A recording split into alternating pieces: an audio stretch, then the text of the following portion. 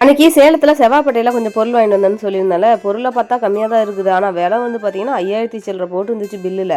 ஒரு 2, 3 வருஷத்துக்கு முன்னாடிலாம் எல்லா மளிகை பொருளும் வாங்கிட்டு வந்து வீட்லயே வந்து மிளகாத்தூள் இந்த மாதிரி ரெடி பண்ணி வச்சுக்குவேன். அந்த தூள் வந்து பாத்தீங்கன்னா கறி குழம்புல இருந்து எல்லா குழம்புக்குமே போட்டுக்கலாம். ஆனா இப்ப வந்து மசாலா கிளாஸ் ஒன்று அட்டன் பண்ணி கிட்டத்தட்ட ஒரு 4, 5 மாசம் ஆகுது. ஆனா ஒரு மசாலா கூட இன்னும் தனித்தனியா நான் ரெடி பண்ணி பார்க்கல. சரி, அதுக்காக தான் இந்த பொருள்லாம் வாங்கிட்டு வந்திருந்தேன். சிக்கன் மசாலா, மட்டன் மசாலா, கரம் மசாலா, சாம்பார் தூள்னு தனித்தனியா ரெடி பண்ணி வச்சுட்டா கொஞ்சம் ஈஸியா இருக்கும். கடையில வாங்காம இதுக்கு மேல நாமளே வந்து ரெடி பண்ணலாம் அப்படின்றதா எல்லாம் அளவு போட்டு எழுதி வச்சிருந்தேன். இதுல வர கிராம் கணக்கு துல்லியமா வந்து போட்டு ட்ரை பண்ணி பார்க்கணும்னு சொல்லிட்டு நோட் போட்டு எழுதி வச்சுட்டேன். ஒவ்வொரு பொருளும் மெஷர்மெண்ட் அளவு எடுக்கிறதுக்குள்ளே போதும் போதும்னு ஆயிடுச்சு. இதுல அந்த பாக்கெட் பிரிக்கிறதுலாம் ஒரு பெரிய வேலையா இருந்துச்சா, ஜெயிக்கிட்டு வந்துட்டு அம்மா நான் ஹெல்ப் பண்றேமான்னு சொல்லிட்டு கீழே உட்காந்துட்டு எல்லாம் பாக்கெட் எல்லாம் பிரிச்சு கொடுக்க ஆரம்பிச்சிட்டான்.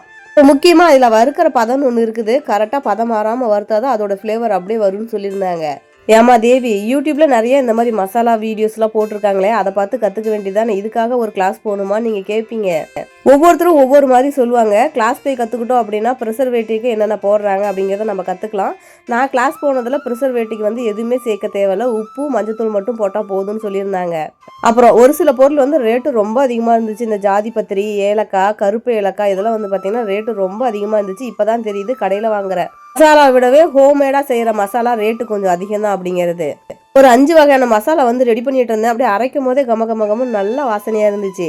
இதுல 4, 5 வெரைட்டி மசாலா அப்படிங்கிறதுனால எந்தெந்த மசாலா எதுன்னே தெரியாதுன்னு சொல்லிட்டு பேப்பர் போட்டு எல்லாம் எழுதி அதுலயே வச்சுட்டேன். நல்லா ஆறுனதுக்கு அப்புறம் மசாலாலாம் நல்லா பவுடர் பண்ணி எடுத்து வச்சுட்டேன். நீ வேற நம்ம சமையல் வீடியோஸ் எல்லாத்துலயுமே நம்ம ஹோம்மேட் மசாலா தான் யூஸ் பண்ணி பார்க்க போறோம். அதுலயும் இந்த பிரியாணி மசாலா இன்னும் சூப்பர்.